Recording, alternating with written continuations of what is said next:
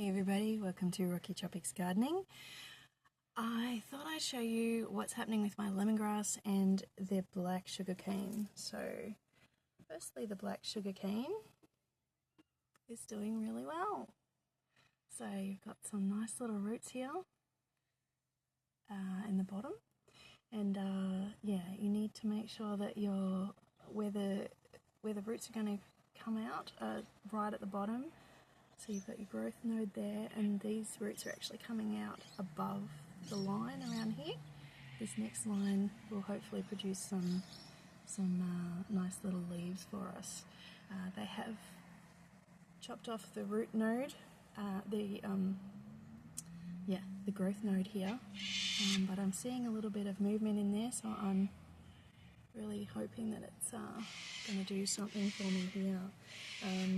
I was thinking about it the other day, and I thought, when I was in the far north in the tropics, I had some black sugarcane from a friend, so it had the leaves, it hadn't been chopped off, so this is a gamble, but I'm excited that it's actually sending out roots, so I'm guessing eventually that will mean shoots.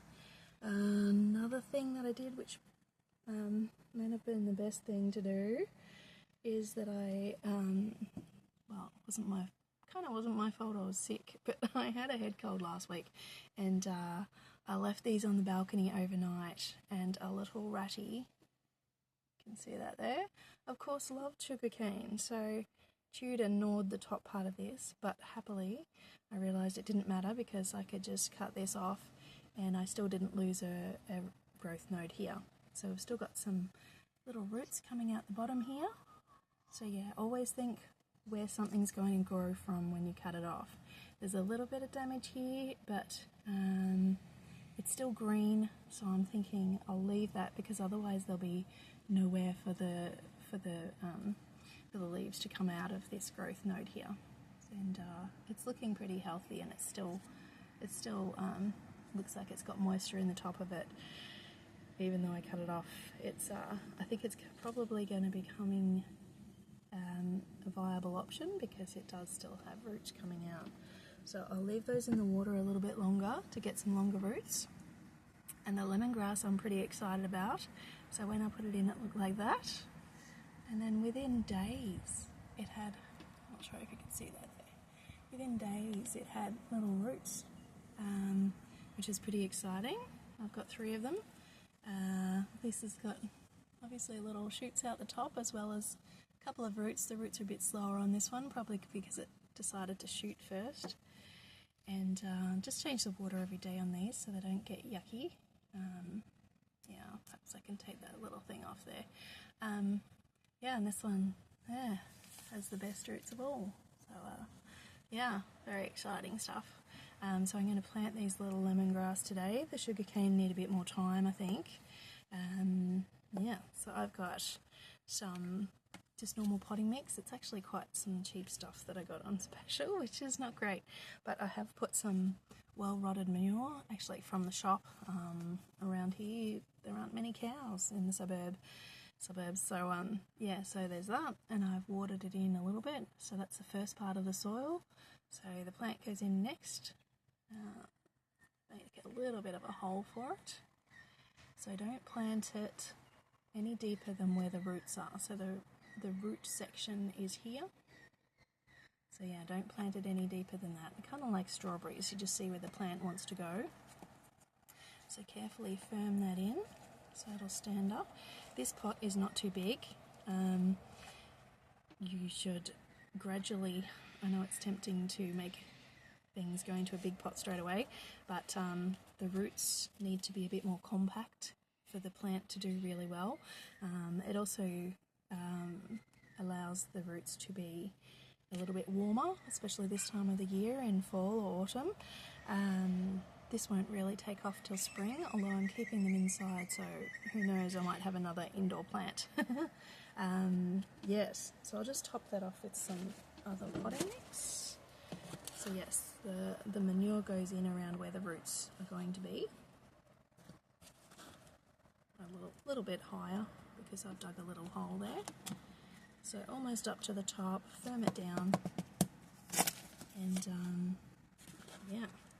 you'll be good to go, and this little thing will take off with a little bit of nutrients. There's no nutrients in the water, but the water part of this process is just making sure that it'll actually do something. Otherwise, it'll struggle if you plant it before it's ready to do something. So just a little bit of water.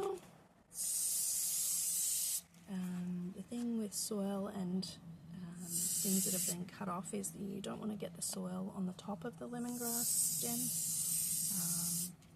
I mean, they're planted in soil, but you don't want to increase the risk of some sort of an infection or too much bacteria or fungal growth going on in the top of the plant where it's trying to shoot. Yes, otherwise that's pretty much it. Lemongrass love the humidity and love warmth, so it'll do really well. I might even put it on my windowsill in my bathroom because my other plants have done so well there. So there's your little lemongrass. I'll repeat that with the other two. Pretty excited about that. Yeah, but because they're so easy to propagate, if they're not doing well for some reason, you can always go back to basics and do this again and keep it as an indoor plant. But yes, if you're in the tropics, you won't have this problem. Alrighty, so the next thing I was going to show you was my little dates I have been shooting. Yeah, they're Medjool date seeds from the supermarket. I've done this before. I had one about a foot tall. I'm not sure how that relates. 50 centimetres tall, which I had to leave in the tropics, but I just can't help myself, so I'm growing date seeds again here, which is probably silly because they take about 10 years to grow to maturity, and then you can't tell if it's a male or a female plant until it fruits, and you need a male and a female to get dates. So I'm just growing these because they look good, and if I ever get dates, it will be a miracle. But yeah, I can't help myself. Yes, they're my little dates I wanted to show you. So they work fantastically well in the tropics and in Melbourne where I am now, since being up north. Yeah, I'm sure they'll be fine if they're in a sunny protected spot. There are a lot of date palms that grow around here, just in the normal streetscapes. And I'm guessing they don't fruit, so that would be the thing. But I forgot to point out, there's a little baby basil sprout in there. So obviously I was planting basil seeds at the same time as I was planting my vegetable date seeds. But anyway, they're my experiments and they seem to be going well. Hope that was helpful. We'll see you next time. Thanks for watching.